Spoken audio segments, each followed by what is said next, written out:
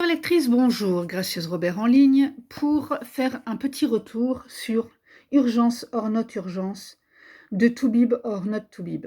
Donc, si vous ne le connaissez pas encore, il tient une page sur Facebook. Donc, il a apparemment 150 000 parents ou autres personnes intéressées abonnés. Et il nous explique dans ce petit livre aux éditions First Edition, donc 23 mots du quotidien décryptés pour distinguer les bobos des vraies urgences. Il a fait 7 fiches flash qui sont claires et concises pour savoir réagir et devenir des parents tout-terrain. Et on ne compte pas les blagues pour faire passer la pilule. Ça non, il vaut mieux pas. Et alors, qu'on se le dise, il y a plus fun que de passer votre nuit aux urgences en tête-à-tête avec une blouse blanche. Personnellement, si je devais passer la nuit avec Toubib pour raconter des blagues, franchement, j'irais aux urgences beaucoup plus régulièrement. Parce que ce livre est bourré d'humour et il explique plein de cas concrets. Alors par exemple, il va nous parler de la gamine nommée Curly. Bon là bien sûr c'est à l'envers, donc je vais vous le lire. Votre gamine, la bien nommée Curly, conçue certainement durant un apéro, quand elle vient au monde, elle n'est pas finie, et certains moins que d'autres, regardez-moi par exemple. Entre son œsophage et son estomac, ce n'est pas encore mature définitif. Ajoutez à cela que Curly ne peut pas encore se tenir debout, elle y parviendra vers 12 mois, sauf si vous avez pondu Hercule, et vous comprenez donc que le reflux gastrique, le lait par exemple, peut facilement remonter vers l'œsophage et la bouche. Ce reflux se fait sans effort, c'est donc le contraire d'un vomissement où l'enfant fait clairement un effort pour vomir. Voilà, c'est ça les régurgitations. Il démonte comme ça plein d'idées préconçues qu'on a, comme la noyade sèche. Il a fait un article très intéressant sur sa page d'ailleurs par rapport aux noyades sèches, où il explique que ça n'existe pas. Et que celui qui l'a écrit avait certainement fumé quelque chose, il aimerait bien en avoir la marque.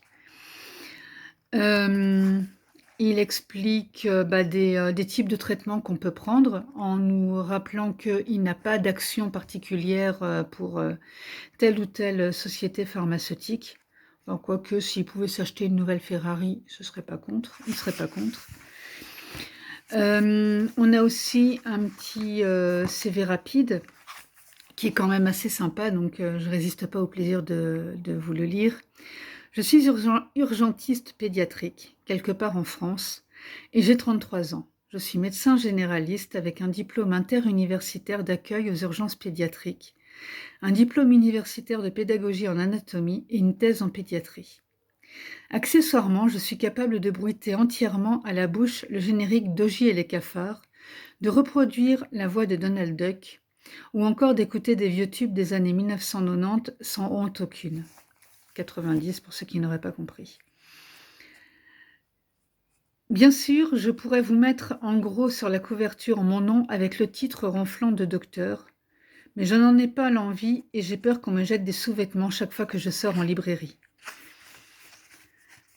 Et donc, comme je disais, enfin, parce qu'il faut le préciser, il est évident que j'ai plein de conflits d'intérêts partout. J'ai des actions chez Big Pharma qui fabriquent du Doliprane et de l'Adiavil.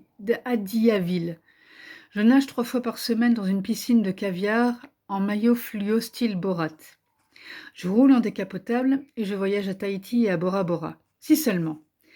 En vérité, si je cite des noms de médicaments, c'est parce qu'à un moment, il faut bien parler de ce qu'il y a en pharmacie. Si vous trouvez le médicament sous un autre nom,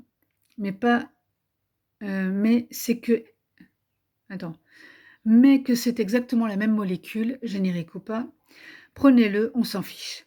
Vous aurez juste ma prochaine Porsche sur la conscience. Et bonne lecture, et n'oubliez pas que ce n'est pas parce que vous n'avez pas fait d'études de médecine que vous êtes totalement désarmé face aux maux de votre enfant. Toubib. Donc, par exemple, il commence par le premier cas, c'est la fièvre. Et alors, ce qui m'amuse beaucoup, c'est les prénoms qu'ils donnent aux enfants, comme je disais tout à l'heure, Curly. Nous avons Johnny, mais avec D-J-O-2-N-I, grec, pardon. JD. Donc JD, je suis ton père, mais j'étais fâchée avec l'orthophoniste. Nous avons, qu'est-ce que nous avons encore comme autre prénom? Enfin, il en truffe comme ça régulièrement des prénoms complètement loufoques. Il y a des moments, il s'amuse avec les orthographes aussi, comme Curtis, qui se termine avec Y2S, des petites choses comme ça. Donc, il donne aussi des messages aux parents comme je sais que c'est chiant, que c'est énervant, voire stressant, mais un point capital pour lutter contre la constipation, c'est de ne pas centrer l'enfant dessus. Donc, on respire, on n'est pas obnubilé par ça et on n'en parle pas devant le gamin.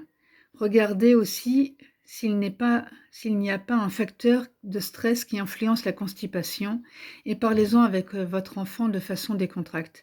Alors, Clitorine, papa et maman ont fait un autre bébé et tu te sens délaissé au milieu des couches? Ou, ben mon petit Curtis, t'as changé de classe et du coup c'est moins cool?